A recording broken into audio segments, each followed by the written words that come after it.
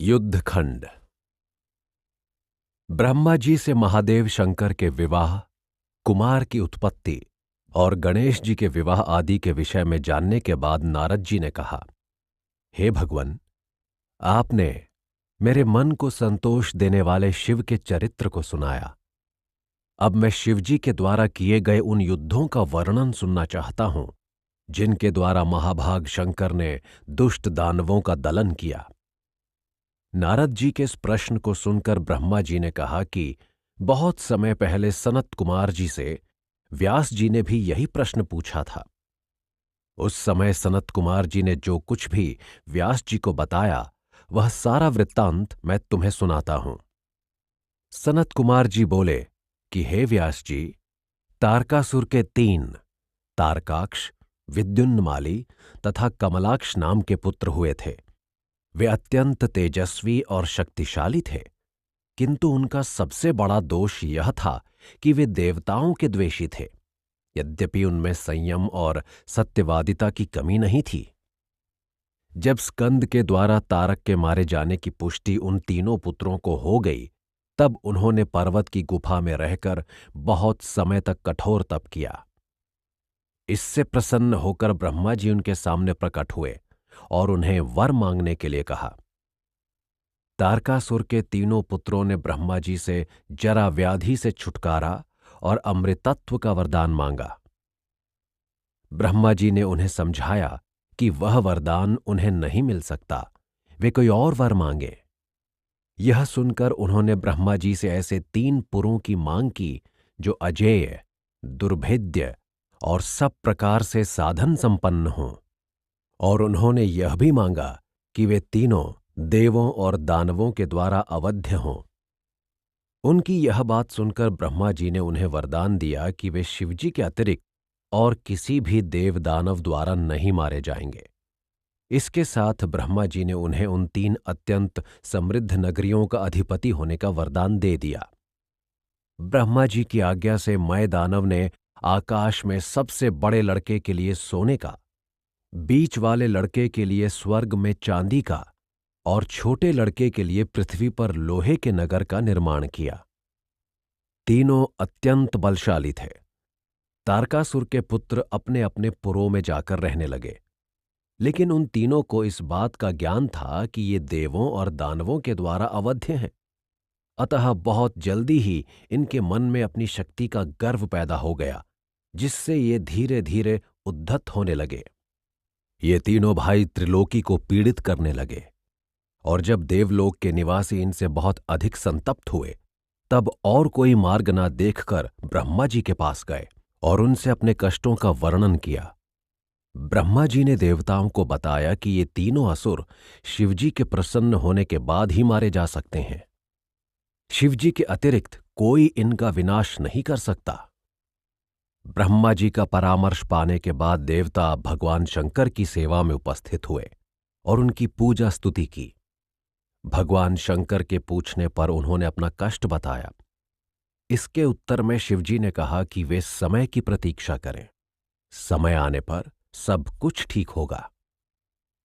शिवजी ने कहा कि वे तीनों असुर जब तक मुझ में प्रेम रखते हैं, तब तक मेरी भक्ति के कारण वे विनाश के पात्र नहीं हो सकते। किंतु शिवजी ने उन्हें आश्वासन दिया कि वे जल्द ही उनका दुख दूर करने का यत्न करेंगे। देवता शिवजी के लोक से वापस आकर मेरे पास आए और मैंने उन्हें विष्णु जी के पास भेज दिया। विष्णु जी ने देवताओं को बताया कि शिवजी का कथन सत्य है और धर्म, भक्ति तथा नीति के होते हुए इन असुरों का विनाश नहीं हो सकता। विष्णु जी ने इस विषय पर कुछ देर विचार किया और यज्ञों का स्मरण करते हुए इंद्र आदि देवताओं से यज्ञ करने को कहा। देवताओं ने विधिपूर्वक यज्ञ किया और उस यज्ञ कुंड से शूल शक्ति धारण किए हुए और प्रचंड शरीर वाले सहस्रों भूतों का एक विराट समुदाय प्रकट हुआ। विष्णु जी ने उन्हें आदेश दिया कि वे तुरंत जाएं और असुरों के पुरों को नष्ट कर दें। दूत समुदाय विष्णु की आज्ञा से जैसे ही पुरों में प्रवेश करने लगा, तो दैत्यों के तेज से उनमें से बहुत सारे भस्म हो गए, और जो शेष बचे थे वे भागकर विष्णु के पास आ गए। विष्णु ने जब इस प्रकार दानवों के अविजित होने और देवताओं के कष्टों के विषय में फिर से सोचा तो वे बहुत चिंतित हुए, लेकिन उन्होंने देवताओं से कहा कि वे बहुत जल्द कोई न कोई उपाय करेंगे। जब देवता लोग चले गए तब विष्णु जी ने अपनी आत्मा से एक अत्यंत तेजस्वी, चंवरधारी मलिनवसन, मायावी काष्ठपात्र, कपड़े को मुख पर लपेटे हुए एक पुरुष को उत्पन्न किया। उसका नाम अरहन रखा। उसे आदेश दिया कि वह ऐसी प्राकृत भाषाओं में जो अपभ्रंश के शब्दों से परिपूर्ण हो, एक ऐसा वर्णाश्रम धर्म का नाश करने वाला शास्त्र रचे जो अत्यंत विचित्र हो।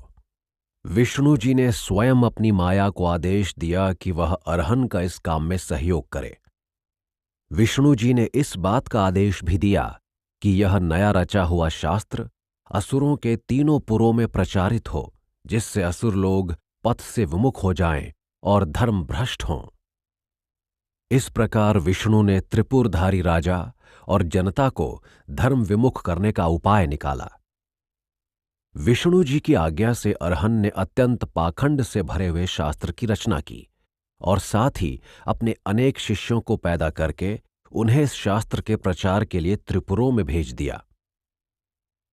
अर्जन के 4 प्रमुख शिष्य कृषि, पति, कार्य और उपाध्याय के साथ स्वयं त्रिपुर नगर को प्रस्थान किया। प्रारंभ में शिवजी के प्रभाव से अरहन की माया वहां नहीं फैल सकी। उसके द्वारा निर्मित शास्त्र का प्रचार नहीं हो पाया। तब अरहन बहुत निराश हुआ और वह शिवजी का स्मरण करते हुए विष्णु जी का स्मरण भी करने लगा। उसके स्मरण से विष्णु जी ने शिवजी का स्मरण किया। शिवजी की आज्ञा पाकर फिर विष्णु जी ने तुम्हें याद किया।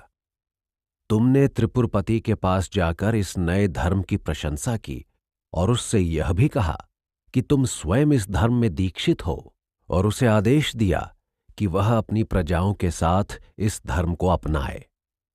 त्रिपुर स्वामी तुम्हारी बात सुनकर आश्चर्यचकित तो अवश्य हुआ, किंतु उसने माया के वशीभूत होने के कारण तुम्हारी बात का विरोध नहीं किया। इसके विपरीत माया से वशीभूत उसने तुम्ही को अपना गुरु बनाकर दीक्षा ली और धीरे धीरे सारा त्रिपुर इस पाखंड धर्म से दीक्षित हो गया।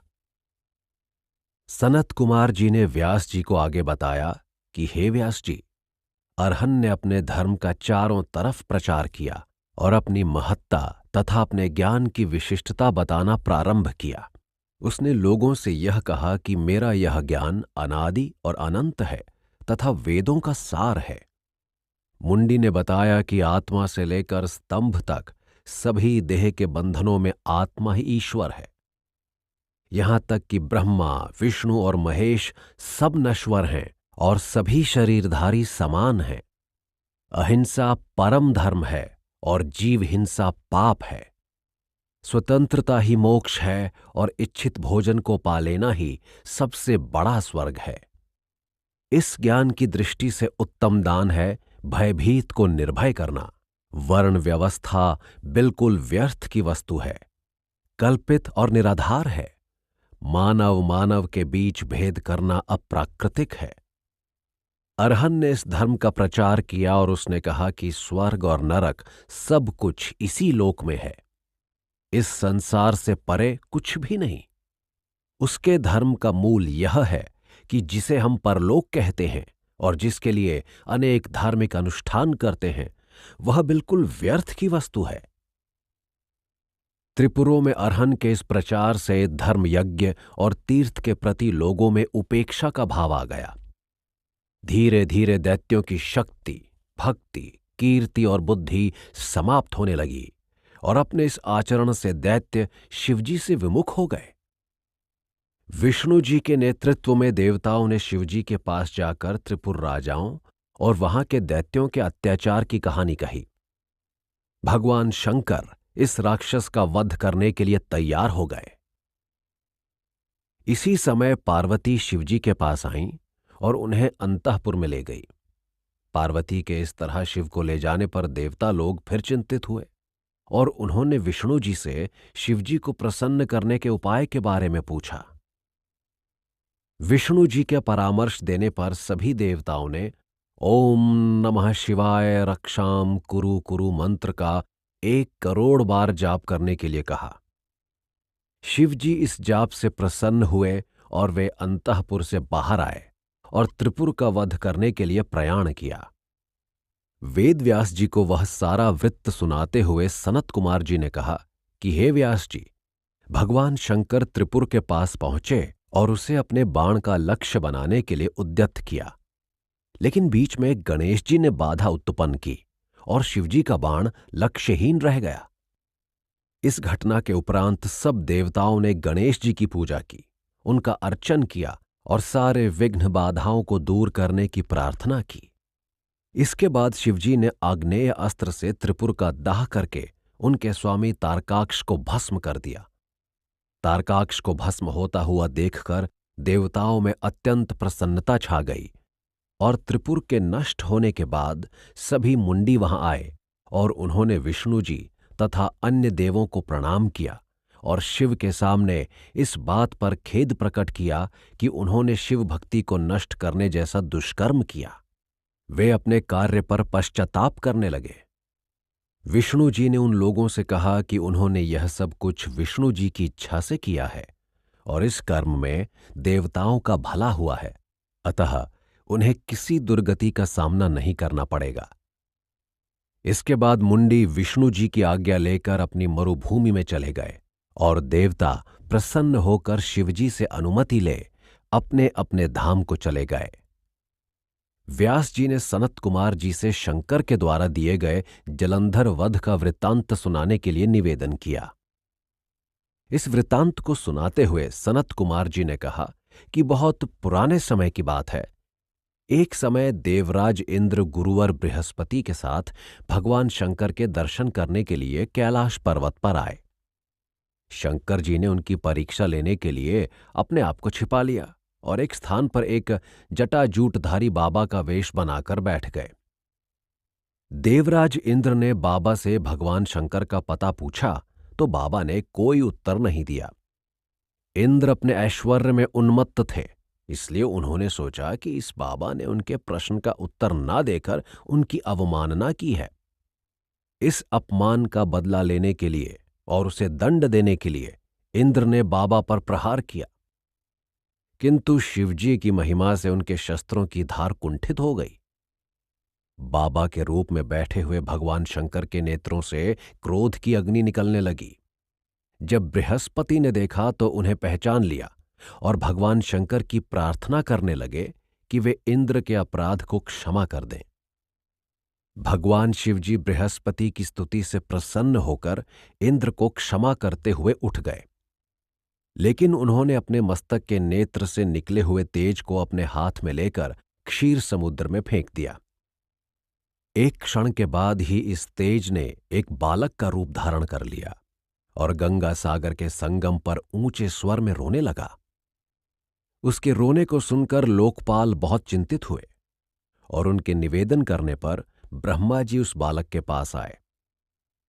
उस बालक ने उनके गले में बाहें डाल दीं और उसने उनका गला इतनी जोर से दबाया कि ब्रह्मा जी की आंखों से आंसू निकलने लगे। उसकी इस शक्ति को देखकर ब्रह्मा जी ने उसका नाम जलंधर रख दिया।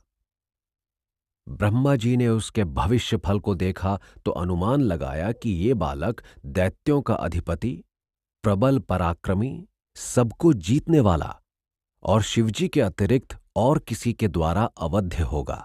यह कहकर उन्होंने बताया कि इसकी पत्नी अत्यंत रूपवती और पतिव्रता होगी।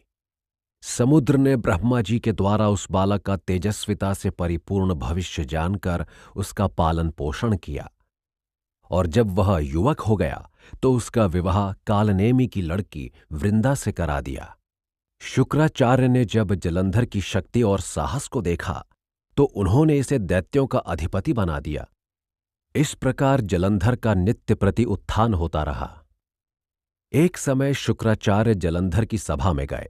उन्हें देखकर जलंधर ने उनका अत्यंत सम्मान किया और स्वागत सत्कार के बाद उनसे पूछा कि राहु का सिर किस तरह कटा और वह अब कहाँ रहता है। उसके यह पूछने पर दैत्यों के गुरु शुक्राचार्य ने उसे समुद्र मंथन की कथा सुनाई और बताया कि किस प्रकार अमृत को पीने के लिए तत्पर हुए राहु का सिर इंद्र के पक्षपाती विष्णु जी ने काट गिराया। जलंधर ने इस वृत्तांत को सुनकर अपना एक दूत विष्णु जी के पास भेजा और उन्हें चेतावनी दी कि विष्णु जी समुद्र मंथन के परिणाम स्वरूप निकले सारे रत्नों को लौटा दें, अन्यथा परिणाम भुगतने के लिए तैयार रहें। जब इंद्र ने जलंधर का वह संदेश सुना तो उसने दूत को अत्यंत क्रोध में भरकर कहा कि मुझसे द्रोह करने वाला कभी भी सुखी नहीं रह सकता, उसकी दशा शंकासुर जैसी ही होगी। जिस तरह मेरे अनुज ने शंकासुर को मार डाला, उसी प्रकार जलंधर की भी गति होगी। यदि जलंधर अपना हित चाहता है तो मेरा विरोध करना छोड़ दे और इस प्रकार से रत्न न मांगे। दूत जलंधर के पास पहुंचा और इंद्र के द्वारा कही गई बातों को उसी रूप में कह दिया। वह सुनकर जलंधर को बहुत क्रोध आया और वह आग बबूला हो गया। उसने करोड़ों दैत्य सेनापतियों के साथ शुंभ और निशुंभ को लेकर इंद्र के विरुद्ध युद्ध छेड़ दिया। दोनों ओर से भयंकर युद्ध होने लगा और युद्धभूमि मृत सैनिकों से भरने लगी। दैत्यों के गुरु शुक्राचार्य अपनी मृत संजीवनी विद्या से मृत दैत्यों को फिर से जीवित करने लगे और दूसरी ओर देवताओं के गुरु द्रोणगिरि से औषधि आदि लाकर देवताओं को जीवित करने लगे। जलंधर ने शुक्राचार्य से कहा कि मृत संजीवनी औषधि केवल आपके पास है, तो देवताओं का पुनर्जीवन कैसे संभव है? इस पर खोज करने पर जब दैत्यों को द्रोणगिरि पर्वत के रहस्य का पता चला तो जलंधर को परामर्श दिया गया कि वह उस पर्वत को उखाड़कर समुद्र में फेंक दे। जलंधर ने बहुत जल्दी इस परामर्श पर अमल करते हुए अपनी प्रबल भुजाओं से पर्वत को जड़ से उखाड़कर समुद्र में फेंक दिया और इसके बाद देवताओं का अत्यंत तीव्र गति से संहार करने लगा। इस भयंकर संहार से और द्रोणगिरि का उपयोग न कर पाने से बृहस्पति ने देवताओं को युद्ध रोकने की सलाह दी। इस प्रकार देवताओं से अविजित रहने पर जलंधर बिना किसी चिंता के अमरावती चला गया और देवराज इंद्र की खोज करने लगा। सभी देवता डरकर इधर उधर भागने लगे। इंद्र आदि देवता अपनी सुरक्षा के लिए भगवान विष्णु जी की शरण में गए और उनसे निवेदन किया कि वे देवताओं के लिए कुछ करें। उनकी प्रार्थना सुनकर देवराज इंद्र के साथ विष्णु युद्ध करने के लिए उद्यत हो गए। जब लक्ष्मी जी ने यह देखा तो उन्होंने विष्णु जी को अलग बुलाकर कहा कि जलंधर उनका भाई है, इसलिए वह विष्णु जी के द्वारा अवध्य है। फलस्वरूप विष्णु जी ने जलंधर का वध न करने का आश्वासन लक्ष्मी जी को दे दिया। विष्णु जी के नेतृत्व में देवताओं ने जलंधर के ऊपर धावा बोल दिया। दैत्यों ने डटकर इंद्र के आक्रमण का सामना किया और इतना भयंकर संग्राम हुआ कि इंद्र आदि देवताओं के पैर उखड़ गए। वे सब युद्ध से भाग गए। उनकी यह दशा देखकर विष्णु स्वयं गरुड़ पर चढ़कर जलंधर से युद्ध करने लगे। विष्णु जी ने इतना भयंकर युद्ध किया कि दैत्यराज जलंधर की ध्वजा, धनुष, बाण और छत्र काट डाले। दूसरी ओर जलंधर ने गरुड़ पर ऐसा प्रहार किया कि वह पृथ्वी पर गिर गया। जलंधर ने विष्णु जी की छाती में भी एक तीक्ष्ण बाण मारकर उन्हें घायल कर दिया। गदा के कट जाने पर जलंधर ने धनुष बाण से युद्ध किया। उसके बाद विष्णु जी ने गदा से जलंधर की छाती में प्रबल प्रहार किया, जो उसने हंसते हंसते सहन कर लिया। इसके बाद जलंधर ने त्रिशूल से विष्णु जी पर प्रहार किया। इसके उत्तर में नंदक खड्ग से विष्णु जी ने उसके त्रिशूल को काट डाला। विष्णु जी ने जलंधर की इस युद्ध क्रिया से उसकी युद्ध विद्या, साहस, पराक्रम से प्रसन्न होकर उसे वर मांगने के लिए कहा। विष्णु जी की प्रसन्नता अनुभव कर जलंधर ने कहा कि आप मेरी बहन लक्ष्मी और अपने अन्य कुटुंबियों सहित मेरे घर में निवास करने के लिए आएं। भगवान विष्णु ने जलंधर को प्रसन्नतापूर्वक यह वरदान दे दिया और कुछ समय बाद लक्ष्मी सहित विष्णु जी जलंधर के निवास पर आतिथ्य ग्रहण करने के लिए आए। जलंधर कृतकृत्य हो गया और इसके बाद उसका यश चारों तरफ फैला तथा वह गंधर्वों, देवों और यक्षों को अपना अनुगामी बनाकर धर्मपूर्वक शासन करने लगा।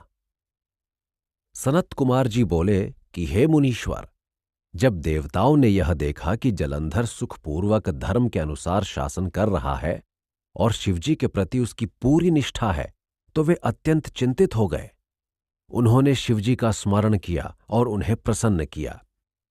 भक्तों का भला करने के कारण शिवजी ने नारद को बुलाया और उन्हें देवताओं का भला करने के लिए कहा। नारद जी देवताओं से मिलकर जलंधर के यहां गए। जलंधर ने नारद जी के चरणों की पूजा करके उनके आने का कारण पूछा और कहा, हे भगवान, मेरे योग्य जो सेवा हो वह बताने का कष्ट करें। नारद जी ने कहा कि शिवलोक से आ रहा हूं। तुम धन्य हो कि इतने सुंदर तरीके से राजकाज चला रहे हो। नारद जी ने बताया कि शिवलोक का वन 10,000 योजन है। वहां सैकड़ों कामधेनु विचरण करती हैं और वह वन चिंतामणि से प्रकाशित रहता है। पार्वती और शंकर वहां विद्यमान रहते हैं। उन्हें देखकर मुझे लगा कि उनके समान समृद्धिशाली जगत में और कोई नहीं है। लेकिन दैत्यराज, तब मुझे तुम्हारी समृद्धि का ध्यान हो आया और मैं उसे देखने के लिए तुम्हारे पास आया। जलंधर ने नारद जी को अपनी समृद्धि दिखाई और नारद जी ने उसकी बड़ी प्रशंसा की। उन्होंने कहा कि तुमने पृथ्वी और पाताल के सब रत्नों को अपने पास सुरक्षित कर लिया है, लेकिन तुम्हारे पास एक स्त्री रत्न नहीं। तुम्हें किसी स्त्री रत्न की खोज करनी चाहिए। यह सुनकर दैत्यराज ने उन्हीं से स्त्री रत्न के विषय में पूछा तो नारद जी ने बताया कि कैलाश पर्वत पर भगवान शंकर के पास ही महान सुंदर और निर्दोष स्त्री रत्न है। भगवान शंकर उसके वश में हैं। यह कहकर नारद जी चले गए। जलंधर ने अपने एक राहु नामक दूत को कैलाश पर्वत पर भेजा। वहां नंदी ने उसे रोका, लेकिन वह बलपूर्वक शिवजी की सभा में चला गया और जलंधर का संदेश सुनाया। उसने कहा कि जलंधर ने शिवजी की पत्नी पार्वती को मंगाया है। यह बात कहते ही भगवान शूलपाणी के सामने एक भयंकर शब्द वाला पुरुष निकला और उसने अत्यंत वेग से राहु को पकड़ लिया। राहु ने शिवजी से क्षमा मांगी, किंतु उस पुरुष ने शिवजी से कहा कि भगवान, मुझे भूख लगी है, मैं कुछ खाना चाहता हूं। तब शिवजी ने कहा, अपने हाथ पैर का मांस खाओ। उसने सिर को छोड़कर सब कुछ खा लिया। इससे प्रसन्न होकर शिवजी ने उसे सुकीर्ति मुख नामक गण बनाकर द्वार पर बैठा दिया। इसके बाद व्यास जी ने कथा का अगला भाग सुनना चाहा तो सनत कुमार जी ने कहा कि वह दूत बर्बर के नाम से विख्यात हुआ और जलंधर के पास गया। वहां जाकर उसने शंकर जी की सभी बातें बताईं।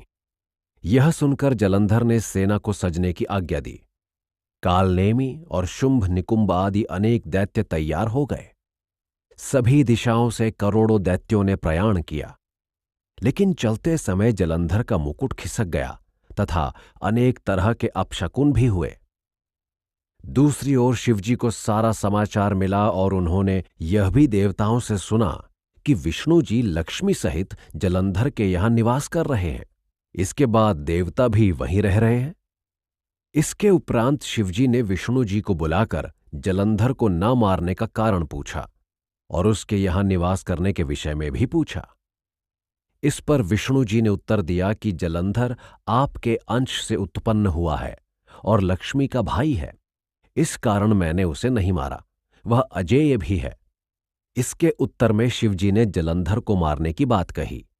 जैसे ही शिवजी के मन में जलंधर को मारने की बात आई, वैसे ही दैत्यों के संप्रदाय में हलचल मच गई।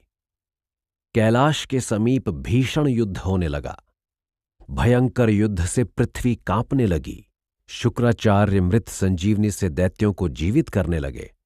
यह देखकर शिवजी बहुत क्रोधित हुए। उनके मुख से भयंकर कृत्या निकली और वह युद्धभूमि में जाकर दैत्यों को चबाने लगी। उसने शुक्राचार्य को भी अपने भीतर छिपा लिया। शुक्राचार्य के चले जाने पर दैत्य लोग घबरा गए और भागने लगे। शिवजी के गणों ने शुंभ निशुंभ और कालनेमी को जब परास्त कर दिया, तब जलंधर एक रथ पर सवार होकर आया। उसने अपने बाणों की वर्षा से पृथ्वी पर कोहरा उत्पन्न कर दिया। उसने नंदी, गणेश आदि को भी बाणों से छेद दिया। कार्तिकेय ने एक शक्ति द्वारा उस पर प्रहार किया, पर उसने एक गदा के प्रहार से गणेश, वीरभद्र, नंदी आदि को व्याकुल कर दिया। शंकर जी ने अपना रुद्र रूप धारण किया और नंदी पर चढ़कर वहां आए। उन्हें देखकर दैत्य लोग भागने लगे। जलंधर ने शंकर जी पर आक्रमण किया और हजारों बाणों की वर्षा की, लेकिन शंकर जी ने उसके बाणों के जाल को काट डाला। कई दैत्यों ने शंकर को फरसे से काट दिया। वलाह दैत्य का भी सिर काट दिया गया। जलंधर ने अपने भागते हुए सैनिकों को रोकने की चेष्टा की, लेकिन कुछ नहीं हुआ। वे शिवजी से लड़ते हुए डर रहे थे। जलंधर ने शिवजी पर आक्रमण किया और शिवजी उसके बाणों को काटते रहे। इस पर उसने एक मायावी काम किया। वह शिव का रूप बनाकर पार्वती के पास पहुंचा, किंतु पार्वती को देखकर मार्ग में ही उसे कामुकतावश स्खलित हो जाना पड़ा। पार्वती अंतर्ध्यान हो गईं और थोड़ी देर बाद उसे विष्णु जी मिले। तब उन्होंने पूछा कि क्या विष्णु जी को जलंधर के कृत्य का पता है? विष्णु जी ने स्वीकृति सूचक सिर हिलाकर कहा कि विष्णु जी जलंधर का अनुसरण करके उनकी पत्नी का व्रत नष्ट करें, तभी वह दैत्य मर सकता है। विष्णु जी जलंधर के नगर में गए और वहां उद्यान में ठहर गए। वृंदा को एक स्वप्न आया कि उसका पति नग्न होकर सिर पर तेल लगाकर ऋषि बना हुआ दक्षिण दिशा की ओर जा रहा है। उसने काले रंग के फूलों की माला पहनी हुई है और वह चारों ओर से हिंसक जीवों से घिरा हुआ है। उसका नगर समुद्र में डूब रहा है। जागकर उसने अपने स्वप्न पर विचार किया और वह अपनी सखियों के साथ अटारी पर आई और फिर उसी उद्यान में घूमने लगी। वहां उसने एक मौनी तपस्वी को देखा। भयभीत वृंदा ने उस मौनी के गले में हाथ डाल दिया। तब उस तपस्वी ने एक हुंकार में सारे राक्षसों को वहां से भगा दिया। इससे वृंदा अभय हुई। तब मुनि के पास 2 वानर जलंधर का सिर और धड़ लेकर आ गए। वृंदा ने अपने पति को मृत जानकर बहुत शोक किया और वह मूर्छित हो गई। इसके उपरांत उसने मुनि से अपने पति को जीवित करने के लिए कहा। तब मुनि ने कहा कि शिवजी के द्वारा मारा गया जलंधर जीवित नहीं हो सकता, किंतु शरणागत की इच्छा पूरी करना मेरा धर्म है। अतः उस मुनि ने जलंधर को जीवित कर दिया। उसे जीवित देखकर वृंदा ने उसका आलिंगन किया और फिर बहुत समय तक उसी के साथ रमण करती रही। किंतु एक बार वास्तविकता जानकर उसने विष्णु को बहुत धिक्कारा और कहा कि तुमने मुझे राक्षस दिखाए हैं, कभी वे ही तुम्हारी पत्नी का हरण करेंगे। मुनि तुम्हारे साथी होंगे और बंदरों की सहायता से तुम अपनी पत्नी को छुड़ा पाओगे। यह कहकर वृंदा अग्नि में प्रवेश कर गई और उसका तेज पार्वती जी में प्रवेश कर गया। उधर पार्वती के अदृश्य होने पर चैतन्य के बाद भगवान शंकर बहुत क्रोध करने लगे। दोनों में फिर युद्ध होने लगा। जलंधर ने शंकर जी के बाणों को काटना चाहा, लेकिन जब वे नहीं कटे तब उसने माया की पार्वती बनाकर रथ के पहिए से बांध ली।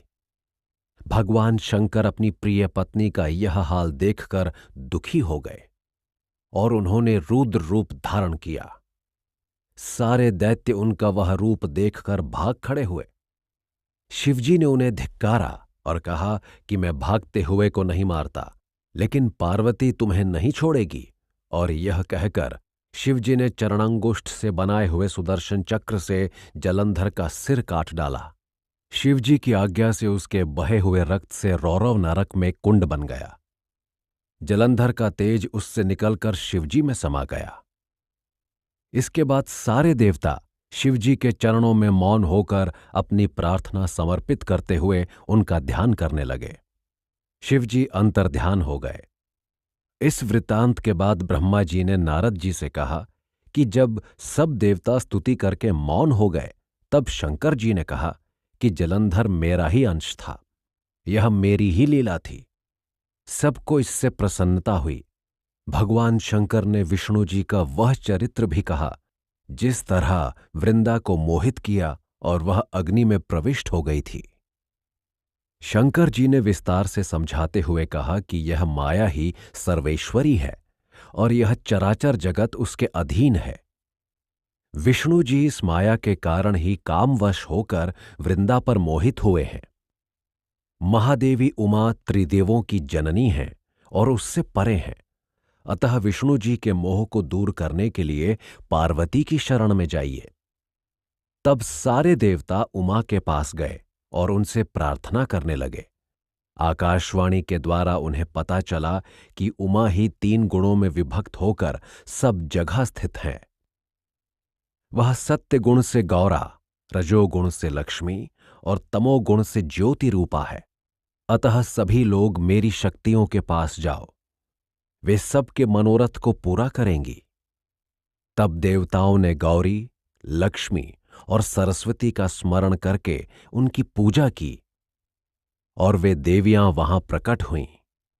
उन्होंने देवताओं को कुछ बीज देकर कहा कि विष्णु जी के पास जाओ। उन बीजों को लेकर देवताओं ने वृंदा की चिता में डाल दिया। उससे धात्री, मालती और तुलसी का आविर्भाव हुआ। धात्री और तुलसी आदि वनस्पतियों को प्रतिष्ठित कर विष्णु जी बैकुंठ को चले गए। ब्रह्मा जी ने नारद जी के पूछने पर शंखचूड़ नामक दानव का वृत्तांत सुनाना प्रारंभ किया। शंखचूड़ को शिवजी ने त्रिशूल से मारा था। ब्रह्मा जी बोले, हे नारद, विधाता के पुत्र मरीचि और उनके पुत्र कश्यप थे।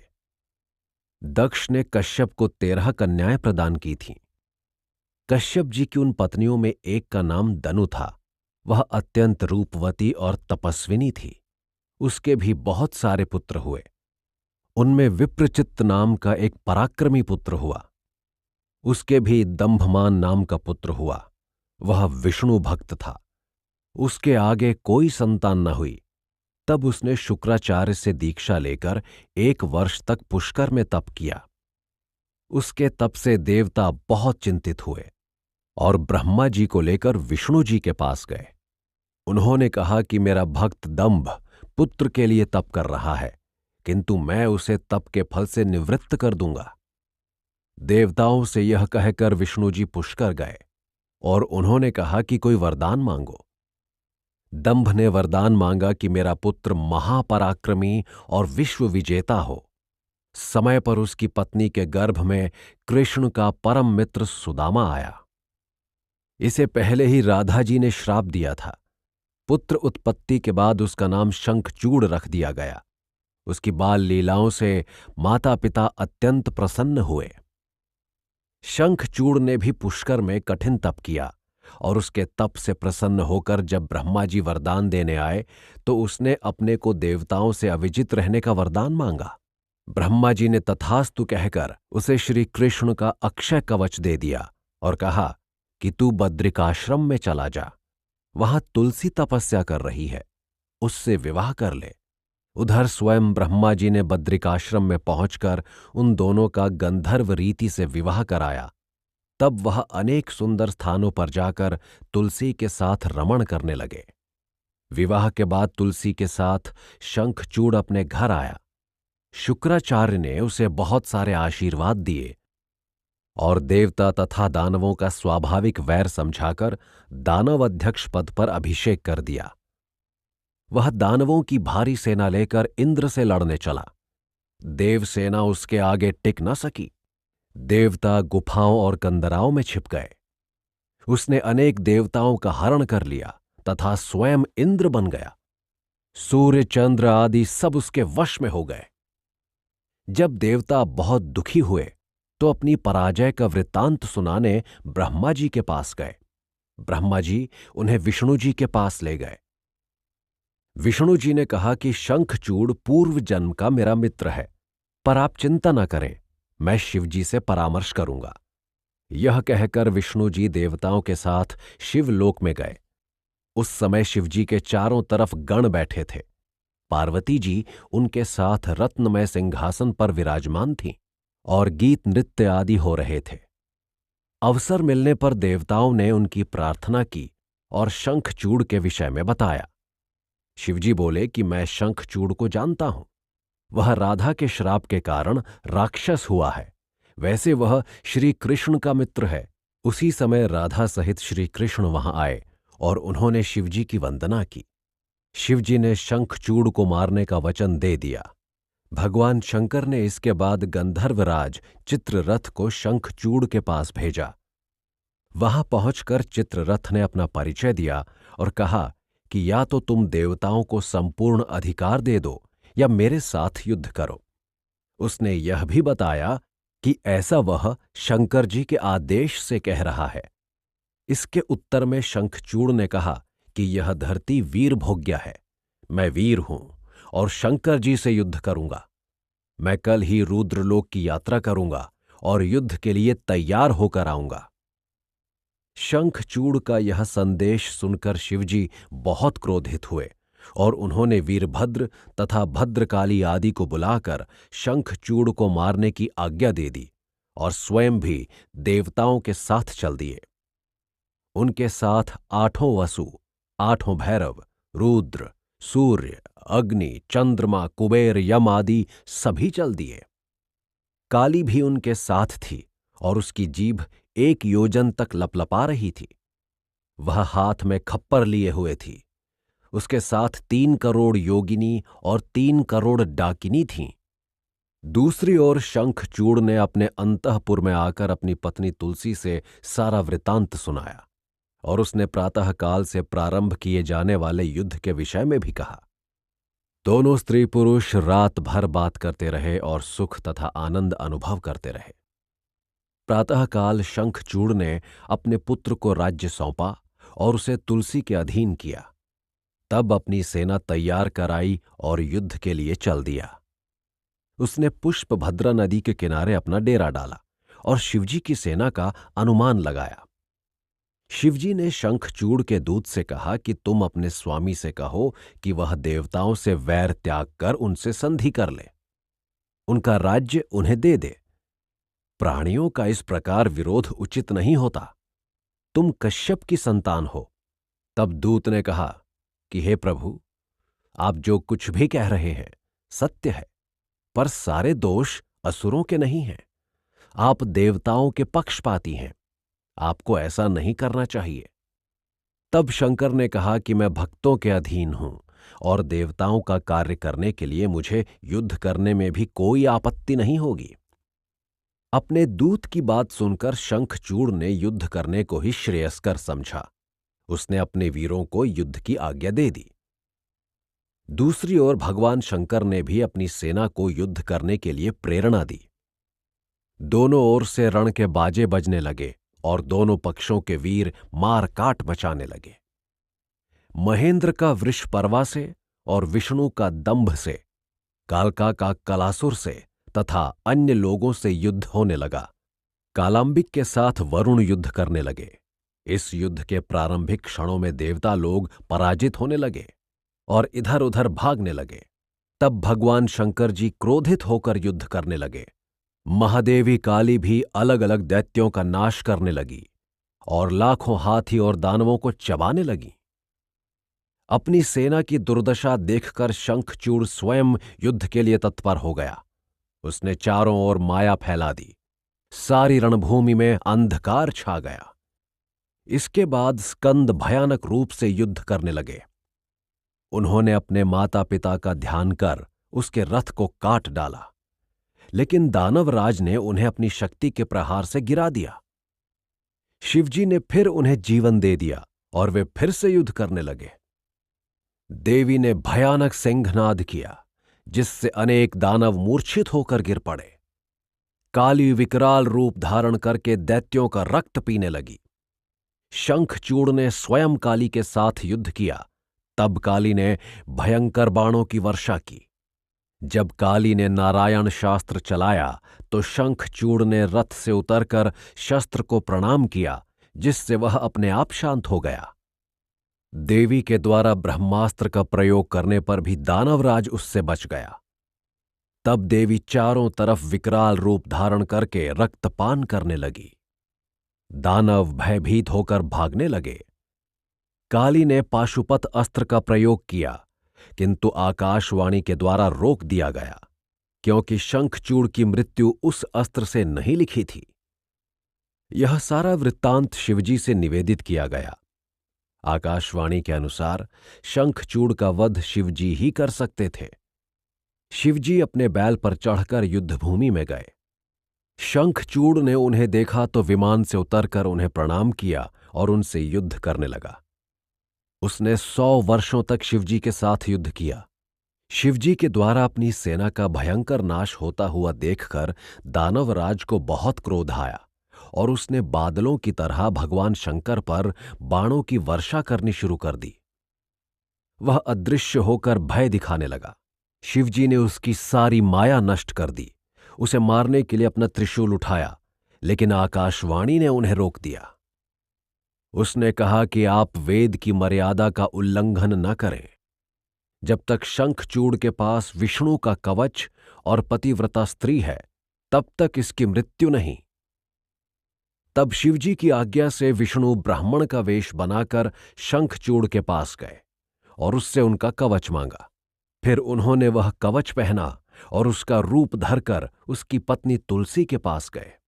विष्णु ने शंखचूड़ के रूप में उसकी पत्नी से विहार किया और समय पाते ही शिवजी ने एक शूल से शंखचूड़ का वध कर दिया। आकाश में फूलों की वर्षा होने लगी और शंखचूड़ भी श्राप से मुक्त हो गया।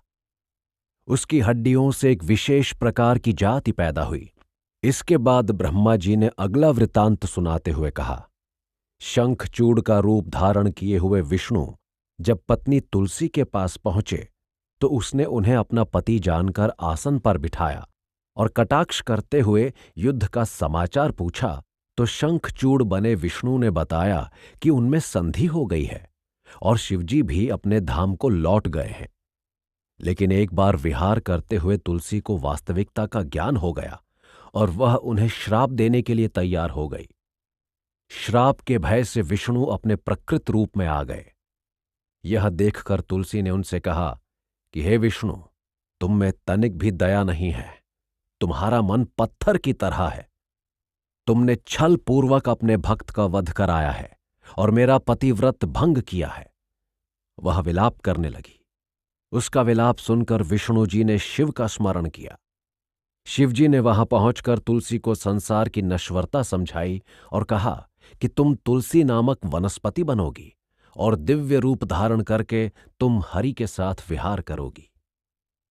तुम क्षीर सागर की भी पत्नी बनोगी और तुम्हारे ही श्राप के कारण विष्णु पत्थर बनकर नदी के जल में रहेंगे और जब उस पत्थर को कीड़े काट काट कर चक्रवत कर देंगे तो वह शालिग्राम कहलाएगा। तुलसी की पवित्र कथा सुनने के बाद शिवजी के चरित्र को सुनने की अतृप्त भावना से परिपूर्ण व्यास जी ने सनत कुमार जी से शिवजी के चरित्र के अन्य वृत्तांत सुनाने का आग्रह किया।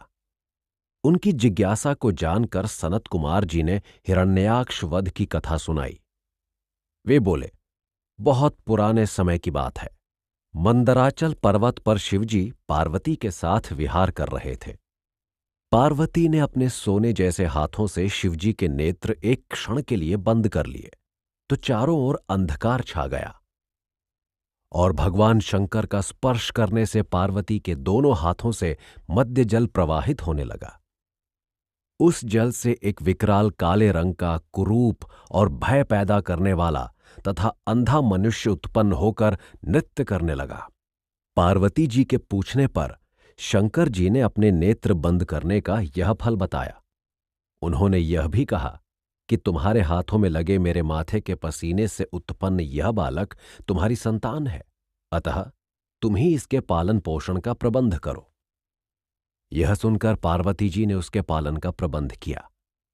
दूसरी ओर अपने बड़े भाई की संतान वृद्धि को देखकर और पुत्र की कामना से हिरण्याक्ष ने भगवान शंकर को प्रसन्न करने के लिए घोर तप किया। शिवजी ने उसे समझा बुझाकर अपना वह अंधा पुत्र उसे दे दिया। हिरण्याक्ष के मरने पर यही पुत्र अंधक पाताल का सम्राट बना। अंधक के पिता के परिवार वालों ने उसे एक और राज्य के लिए अनधिकारी बताया और दत्तक पुत्र होने के कारण उसका अपमान किया। अंधक ने बात की सत्यता स्वीकार कर तपस्या का मार्ग अपनाया। उसने ब्रह्मा जी की पूजा अर्चना की और यह वरदान मांगा कि प्रहलाद आदि मेरे भाई नौकर हो जाएं और मेरे नेत्र ठीक हो जाएं। मैं देव और दानवों से अवध्य रहूं। ब्रह्मा जी ने शिवजी के अतिरिक्त अन्य किसी से भी अवध्य होने का वर दे दिया। वापस अपने नगर लौटकर अंधक ने अपने भाइयों को अपने वश में कर लिया और शासन करने लगा। वह शक्ति, सत्ता, वैभव के मद में इतना चूर हो गया कि कुमार्ग की ओर जाने लगा। एक दिन उसके कुछ मंत्रियों ने यह बताया कि एक जटाजूटधारी तपस्वी है और उसके पास एक अत्यंत सुंदर रमणी भी है। आप चलकर उसे प्राप्त करें तो आपका मन अत्यंत प्रसन्न होगा। अंधक ने जब यह सुना तो उस रमणी को अपने पास लाने का आदेश दे दिया। अंधक के मंत्री मंदराचल पर्वत की गुफा में गए और वहां जटाजूटधारी शिव को अंधक का संदेश सुनाया। शिवजी ने उनकी अवज्ञा की और कहा कि वे रमणी से स्वयं बात करें। दूतों ने अंधक के पास जाकर उन्हें सारी बात सुनाई। इस पर वह कामातुर हो उठा और रमणी को प्राप्त करने के लिए बलपूर्वक हरण के लिए वहां पहुंचा। वहां पहुंचने पर बाणासुर, सहस्रबाहु बलि आदि वीरों के होते हुए भी शिवगणों ने गुफा में घुसने नहीं दिया। दैत्य बहुत प्रयास करने पर भी गुफा में प्रवेश न पा सके और उधर शंकर जी पाशुपत व्रत में बाधा जानकर तपस्या के लिए कहीं और चले गए। एक दिन गुफा में अकेली रहती हुई पार्वती के पास कामातुर अंधक घुस आया। गणों ने उसे रोकने का प्रयास किया किंतु वह रुका नहीं। पार्वती ने ब्रह्मा विष्णु आदि का स्मरण किया तो वे सब स्त्री वेश में आकर अंधक से युद्ध करने लगे। यह युद्ध अनेक वर्षों तक चलता रहा और पार्वती को भी युद्ध में कूदना पड़ा। शिवजी लौटे तो उन्होंने युद्ध रुकवाया किंतु अंधक के पार्वती को उपहार रूप में देने की मांग के फलस्वरूप उन्होंने युद्ध का संदेश भेजा। बलि को आगे करके अंधक ने युद्ध को प्रारंभ किया। बलि इतनी शक्ति से युद्ध कर रहा था कि उसने ब्रह्मा, विष्णु, इंद्र, सूर्य आदि सबको परास्त कर दिया और निगल गया। यह समाचार सुनकर शिवजी स्वयं आए और उन्होंने अपने बाणों से दैत्य के मुख से सभी लोगों को बाहर उगलवाया। शंकर ने शुक्राचार्य को निगल लिया जिससे वे मृत असुरों को दोबारा जीवित न कर सके। दैत्यों का मनोबल गिर गया और वे पराजित हुए। इंद्र ने अंधक को ललकारा और उसे बहुत प्रताड़ित किया। जब अंधक पार्वती और शंकर को बाणों से आच्छादित करने लगा तो शंकर जी ने अपने त्रिशूल से उस पर प्रहार किया। इससे बहे हुए रक्त से बहुत सारे दैत्य पैदा हुए और युद्ध करने लगे। तब देवों ने चंडी का स्मरण किया और वह दैत्यों का रुधिर पान करने लगी।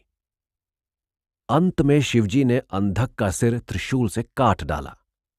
मरते समय अंधक ने शिवजी की पूजा की और प्रसन्न होकर शिवजी ने उसे गाणपत्य प्रदान किया। व्यास जी ने सनत कुमार जी से पूछा कि हे महामते, मुझे आप यह वृत्तांत सुनाने की कृपा करें कि शुक्राचार्य शिवजी के पेट से कैसे बाहर आए और उन्होंने मृत संजीवनी विद्या कहां से प्राप्त की। सनत कुमार जी बोले कि शिवजी के पेट में पहुंचकर दैत्यों के आचार्य ने पेट से बाहर निकलने का बहुत प्रयास किया और इधर उधर छिद्र देखने लगे, लेकिन उन्हें सफलता न मिली।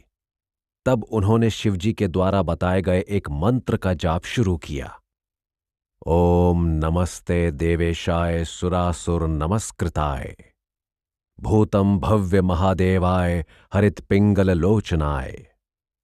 इस मंत्र के जाप से दैत्य गुरु शिवलिंग के मार्ग से बाहर आए और इसीलिए उनका नाम शुक्र पड़ा। यही शुक्राचार्य वाराणसी में गए और वहां जाकर उन्होंने ज्योतिर्लिंग की स्थापना की। उसके बाद उन्होंने भगवान शिव की आराधना करते हुए उन्हें प्रसन्न किया और भगवान शिव ने प्रकट होकर उन्हें मृत संजीवनी विद्या प्रदान की। व्यास जी ने सनत कुमार जी से बाणासुर के गाणपत्य ग्रहण करने का वृत्त सुनाने के लिए कहा। उनकी जिज्ञासा को शांत करते हुए सनत कुमार जी बोले कि हिरण्यकशिपु के प्रपौत्र, प्रहलाद के पौत्र और विलोचन के पुत्र बलि का पुत्र बाणासुर था। बाणासुर भी अपने पिता और दादा की तरह शिवजी का भक्त था और अत्यंत दानी तथा उदार था। उसने भगवान शंकर से परिवार सहित अपने नगर में निवास करने का वरदान ले लिया। एक दिन शिवजी ने उस शोणित नगरी के बाहर नदी के किनारे नृत्य गीत आदि का आयोजन किया। शिवजी की इच्छा हुई कि वे जल विहार करें, किंतु अभी तक पार्वती नहीं आई थीं। वहां पर जो अन्य स्त्रियां जल विहार कर रही थीं, उन्होंने सोचा जो भी स्त्री शिवजी के साथ विहार करने में सफल हो जाएगी वह बड़ी भाग्यशालिनी होगी। यह सोचकर बाणासुर की पुत्री उषा ने पार्वती का वेश धारण किया और शिवजी के साथ विहार करने के लिए आई। किंतु जैसे ही वह शिवजी के पास पहुंची, वैसे ही पार्वती जी आ गईं। उन्होंने क्रुद्ध होकर उषा को शाप दे दिया कि वह वैशाख सुदी द्वादशी की आधी रात को जब सो रही होगी, तब कोई अज्ञात पुरुष उसका भोग कर लेगा। इस ओर बाणासुर शंकर जी की सेवा में उपस्थित हुआ और उसने यह कहा कि हे भगवान, मेरा कोई प्रतिद्वंद्वी नहीं है और इसलिए मेरी भुजाओं की शक्ति व्यर्थ होती जा रही है। मैं क्या करूं? शिवजी ने बाणासुर की गर्व से भरी हुई यह बात सुनी और उसे आश्वासन दिया कि शीघ्र ही उसका कोई प्रतिद्वंद्वी आ जाएगा और उसे शक्ति प्रदर्शन का अवसर अवश्य मिलेगा। वैसाख मास की द्वादशी को विष्णु जी की पूजा करने के बाद उषा सो रही थी, तो श्री कृष्ण का पौत्र अनिरुद्ध अंतःपुर में आया और उसने उषा के साथ बलात्कार किया। इस घटना से दुखी होकर उषा आत्महत्या करने जा रही थी कि रास्ते में उसकी सखी चित्रलेखा उसे मिली और उसने उसे समझाया कि वह उसे गुप्त पति उपलब्ध करा देगी। जब चित्रलेखा ने अनेक देवों, गंधर्वों, महावीरों के चित्र उषा को दिखाए तो उसने अनिरुद्ध का चित्र देखकर लज्जा से सिर झुका लिया। चित्रलेखा ने अनिरुद्ध की खोज की और वह द्वारका गई तथा अपने तामसी योग से शैया पर सोते हुए अनिरुद्ध को शैया सहित उषा के अंतःपुर में ले आई। अपने प्रियतम को प्राप्त कर उषा आनंद मग्न हो गई और रति विलास करने लगी। जब द्वारपालों को इस बात का पता चला तो उन्होंने सब कुछ बाणासुर को बता दिया। क्रोधित बाणासुर अंतःपुर से आया और अनिरुद्ध को युद्ध के लिए ललकारा। अनिरुद्ध ने वीरता का ऐसा प्रदर्शन किया जिसके फलस्वरूप बाणासुर ने उसे नागपाश से बांध दिया। उसने अपने अनेक सैनिकों को अनिरुद्ध के प्राणों को समाप्त करने का आदेश दिया, किंतु महामात्य कृष्मांड ने बाणासुर को समझाया कि वह अनिरुद्ध को न मारे। उधर अनिरुद्ध ने अपनी शक्ति के बल पर पिंजरे को तोड़ दिया और फिर अपनी प्रियतमा के पास जाकर रतिविलास करने लगा। भगवान कृष्ण के अंतःपुर में स्त्रियों के द्वारा रोने की ध्वनि सुनकर कृष्ण को अनिरुद्ध के विषय में पता चला।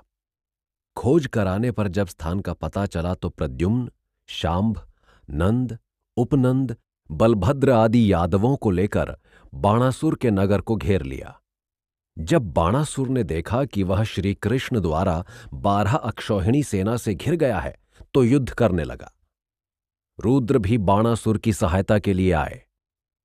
इस युद्ध में श्री कृष्ण का शिव से, प्रद्युम्न का कूष्मांड से, कूप का कर्ण से, बाण का सात्यकी से, गर्व का नंदी से और शांभ का बाणपुत्र से भयंकर द्वंद्व युद्ध हुआ। शिवजी का तेज भयानक था और यादव रुक नहीं पा रहे थे। तब श्री कृष्ण ने लास्य ज्वर प्रसारक बाणों का प्रयोग किया। दोनों बाणों के टकराने पर कृष्ण का बाण निरस्त हो गया। तब श्री कृष्ण ने शिव की आराधना की और कहा कि मैं तो आपके ही आदेश से बाणासुर की भुजाएं काटने आया हूं, आप युद्ध से अलग हो जाइए। शिवजी के अलग होने पर कृष्ण ने बाणासुर की भुजाएं काट दीं, किंतु भुजाएं कट जाने के बाद भी बाणासुर ने प्रचंड पराक्रम दिखाया। उसने घोड़े पर चढ़कर भयंकर युद्ध किया तथा अपनी गदा की भयंकर मार से श्री कृष्ण को धरती पर गिरा दिया। उसके सेनापतियों ने यादवों के छक्के छुड़ा दिए। तब श्री कृष्ण सुदर्शन चक्र से बाणासुर का सिर काटने लगे तो शिवजी के कहने से रुक गए। उन्होंने कृष्ण और बाणासुर में मित्रता करा दी। बाणासुर श्री कृष्ण को अपने अंतःपुर में ले गया और वहां अनिरुद्ध का अपनी पुत्री के साथ विवाह कर दिया। श्री कृष्ण अपनी सेना सहित द्वारका लौट आए। उषा और अनिरुद्ध के जाने के बाद बाणासुर ने तांडव नृत्य के द्वारा अनेक स्तोत्रों से शिवजी की पूजा की और उनसे शिवभक्ति प्रदान करने का वरदान मांगते हुए यह भी मांगा कि मेरा विष्णु से बैर न हो और शोणितपुर में उषा के पुत्र का राज्य हो। शिवजी की कृपा पाकर महाकाल तत्व प्राप्त करके बाणासुर प्रसन्न हुआ। व्यास जी ने सनत कुमार जी से पूछा कि अब आप गजासुर और दुंदुभी तथा निहलाद के वध का वृतांत क्या है, यह बताने की कृपा करें। तब सनत कुमार जी बोले कि यह पुराने समय की बात है कि महिषासुर के वध का बदला लेने के लिए उसके पुत्र गजासुर ने घोर तप किया और ब्रह्मा जी से वरदान प्राप्त कर लिया। इसके बाद वह देवताओं को प्रताड़ित करने लगा। उसने पृथ्वी के सभी तपस्वी और ब्राह्मणों को भी दुख पहुंचाया। नंदन वन में जाकर उसने इतना आतंक फैलाया कि सभी देवता उससे छुटकारा पाने के लिए शिवजी की शरण में आ गए। भगवान शिव ने जैसे ही अपने त्रिशूल से उसे मारना चाहा, वैसे ही वह शिवजी की स्तुति करने लगा। उसकी स्तुति से शिवजी प्रसन्न हुए और उसने रुद्र से यह वरदान मांगा कि उसके चर्म का ओढ़ना बनाएं। शिवजी ने इसे स्वीकार किया और तभी वे गज चर्मधारी कहलाए। अपने पिता हिरण्याक्ष की मृत्यु का बदला लेने के लिए उसके पुत्र ने यह सोचा कि सारे अनर्थों की जड़ ब्राह्मण हैं, क्योंकि देवता यज्ञ के अधीन रहते हैं। यहां वेदों के अधीन हैं और वेद ब्राह्मणों के अधीन हैं। अतः ब्राह्मणों को नष्ट करने के बाद यज्ञ होंगे ही नहीं और देवता भूख से पीड़ित होकर नष्ट हो जाएंगे। इसलिए उसने विचार किया कि पृथ्वी को ब्राह्मणों से हीन कर दिया जाए। वह सिंह, व्याघ्र आदि का रूप बनाकर जंगल में रहने लगा तथा यज्ञ की समिधा आदि लाने के लिए जो भी ब्राह्मण आते उन्हें खाने लगा। वह ब्राह्मणों की खोज में काशी तक पहुंचा। वह दिन में तो तपस्वी का भेष बनाए रखता था और रात में ब्राह्मणों को अपना भोजन बनाता। उसने एक दिन रास्ते से एक शिव भक्त ब्राह्मण को उस समय अपना भोजन बनाना चाहा जब वह शिव पूजा के लिए जा रहा था। ब्राह्मण ने शिव मंदिर में जाकर पूजा की और जैसे ही दुंदुभी उसे खाने के लिए आगे बढ़ा, वैसे ही भगवान शंकर की कृपा से स्वयं शंकर शिवलिंग से प्रकट हुए और उस दुष्ट का वध कर दिया। मरते समय उसने शिवजी की अनेक प्रकार से प्रार्थना की, उनकी पूजा की और उसने भी गजासुर की तरह अपनी देह के चर्म को ओढ़ना बनाने की प्रार्थना की। शिवजी ने उसे स्वीकार कर लिया और वे उस कारण व्याघ्रेश्वर कहलाए। व्यास जी से सनत कुमार जी बोले कि हे व्यासदेव, शिवजी का जो चरित्र तुमसे सुना है वह स्वर्गदायक, आयु, पुत्र पौत्रों की वृद्धि करने वाला, विकार को नष्ट करने वाला, ज्ञानदायक, रमणीय और यशवर्धक है। जो व्यक्ति शिव के चरित्र को सुनता है या दूसरों को सुनाता है, उसके दुख दूर हो जाते हैं और वह अंततः मोक्ष पद का अधिकारी होता है।